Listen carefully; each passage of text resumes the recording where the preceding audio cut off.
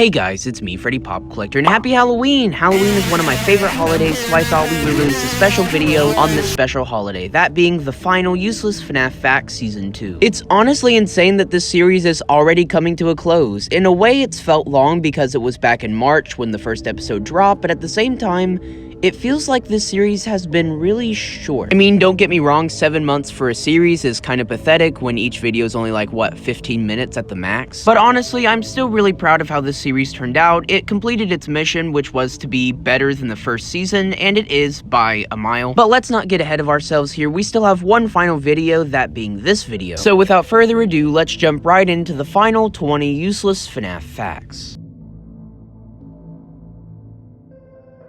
I like to pride myself in knowing that I know a lot about FNAF UCN. Besides Help Wanted, I would say UCN is the FNAF game I know most trivia about and probably is the game I've put most hours in besides Help Wanted, of course. So when there's something that I don't know about this game, then I can guarantee you did not know this either. Sometimes when Toy Freddy goes to attack you, he'll leave his foot behind at his desk. Obviously, it's just some sort of modeling / coding error, but I still think it's a very funny, useless fact and a perfect one to kick off this video. In the files of FNAF VR, there's 2 unused ATM machines. It's unclear what the use of these ATM machines would be, but my guess would be something to do with the Faz coins. Maybe you'd exchange them for money. I don't know what purpose that would be for, but, you know, it's just a guess. Let me know in the comments, what purpose do you think these ATM machines served? The sister location Plushies from Funko is often regarded as the worst wave they ever did, and for a good reason. I'd say the only good Plushies to come out of this wave were Lolbit and Exotic Butters. Bonnet was just okay, and all the rest were off. We'll just put it that way. But they originally had much better designs. Back in February of 2017, we got a look at the prototypes, and most of them looked a lot better. Ballora, Baby, Funtime Foxy were all great improvements. Ennard and Funtime Freddy still weren't great, but they were definitely better than the final versions. In Sister Location's files, there's a warning for glass pressure trigger. No one really knows what room this is supposed to go to, where in the game it would be used, or why. But here's a pretty interesting clip from Way 2 on YouTube to try and explain where this might have been used. Glass pressure trigger. Please do not push against the glass.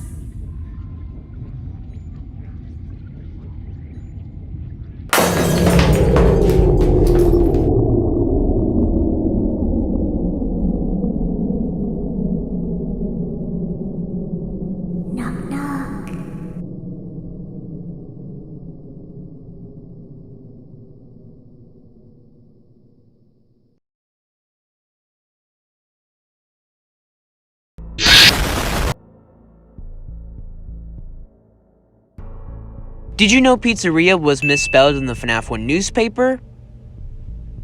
Yeah, that's it.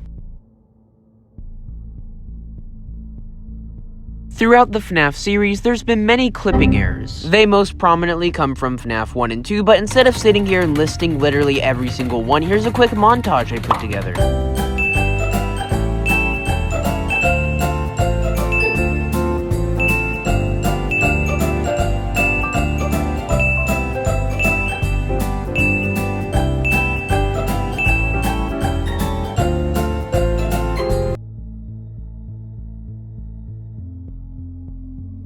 As excited as I am for the Felix The Shark Fazbear Fright book, I am a little disappointed that it's not getting a standalone physical release. It was really nice of Scott to put it online so you don't have to buy the $100 book set to read it, but it just sucks that you can't just get a standalone physical copy to add your collection. Maybe because it didn't meet the page count, maybe because they were scrap stories, we'll never know. It just sucks that you can't get a standalone physical release unless you get the giant book set.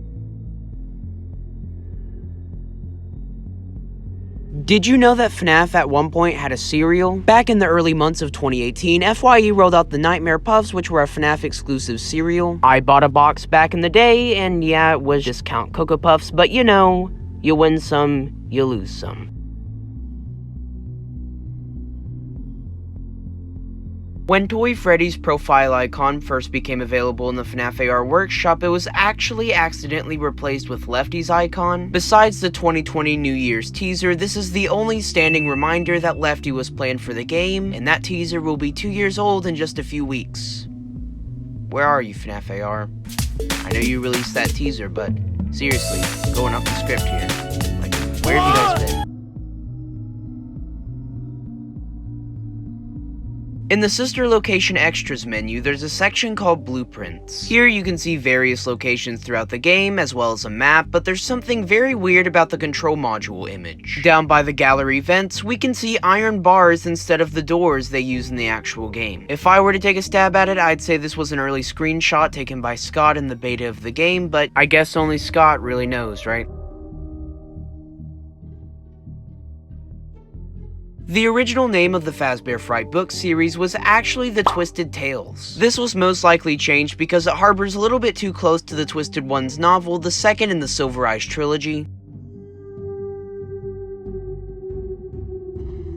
When the Ultimate Custom Night Office was first revealed in March of 2018, many pointed out that there was no references to FNAF 4. There were many iconic props and items from FNAF 3, Sister Location, Pizzeria Simulator, every single one except FNAF 4. When Scott finally took note of this, he added the little caterpillar toy behind the fan right there. I know it's hard to see, but here's it before, and here's it after. He added it. Okay.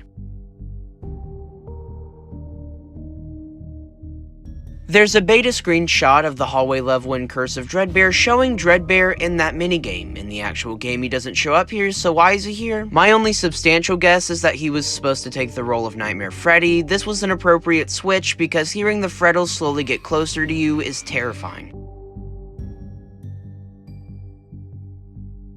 In the Freddy files, on one of the pages, Golden Freddy's name is misspelled to be Godlin Freddy. As anyone should know, Freddy Files is notorious for having several mistakes, so this is just the icing on the most undone, unbaked FNAF cake of all time. In FNAF UCN, there's customizable challenges and office skins, but these customizable options were actually added in just a few days before UCN's release as requested by the community. Scott liked these ideas, so instead of having the offices have a 1% chance of spawning when you load a night, or having the challenges just not exist, he put both of these in the game just a few days before it launched. Hey guys, before we jump right into the final 5 facts, if you haven't already, please consider liking and subscribing. Of course, it's not an obligation by any means, it would just really help me out because I really want to reach 100,000 subscribers sometime in the near future, and you helping me out with that would really mean a lot. I know, I get annoyed when people beg for subscribers on YouTube, but I'm really desperate here. I really want to reach that goal, so if you could help me out, that would really mean a lot, and I promise I'll never ask for another subscriber again. But anyways, yeah, thank you if you decide to subscribe. Let's move on. In Sister Location, you can sometimes hear a slowed down voice line of Baby whispering the numbers 1, 5, 7, 8 in a randomized order. No one really knows the significance of these numbers, but it is interesting that they brought them back for 8-Bit Baby and FNAF ARs, so they definitely didn't forget. What do they mean? Let me know in the comments if you know. As we all know, Withered Foxy is a core mechanic of FNAF 2. He's a vital piece to keep the gameplay functioning, and that's why when it came to adapting FNAF 2 and FNAF VR, they had to keep Withered Foxy of the Withered animatronics at the very least. But in the original game, it was actually classic FNAF 1 Foxy instead of Withered Foxy. The files confirm that this was most likely due to time constraints, as after the Withered section was added to the game in September of that year, the new Withered Foxy model replaced classic Foxy in the FNAF 2 modes. Unlike Scott Cawthon's original Phantom Balloon Boy, FNAF VR's team decided to give Balloon Boy his balloon sign. This was most likely because they just took the Balloon Boy model they had and just kinda, you know, recolored it. Back in 2020, Funko re-released their Wave 1 of FNAF action figures. Most of them were the same, Freddy, Chica, Bonnie, Golden Freddy, but Foxy had a very weird, minor-ish difference. His entire base color was changed from orange to red. I originally thought they made this change to be more faithful to Help Wanted, but what do you guys think? Why do you think they did this? This is the only change they made, so I'm curious if you have any ideas.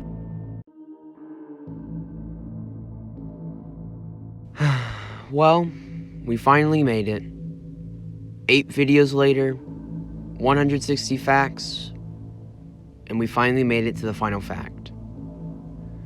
This might be the only one that would help you in a lore sense, and I deem this one not useless. That being, that Springtrap has a button on his chest right there. Yep, that's a fact. Enjoy. And with that being said, that was the final episode of Useless FNAF Facts Season 2. Thank you guys so much for watching this video. It's funny how a Halloween special can turn into a late Thanksgiving special, but nevertheless, thank you guys so much for your support, and I really hope you enjoyed today's video. And on that note, I really hope you enjoyed Season 2 of Useless FNAF Facts. Let me know in the comments what other series I've made you'd like to see a Season 2 of. My next video will be a top 5, and then after that will be the final ranking of every single Fazbear Fright book from Into the Pit all the way to Prankster. I have a few of the stories recorded, but we'll see when that comes out. But anyways, thank you guys so much for watching, and I will see you guys in the next video. Bye.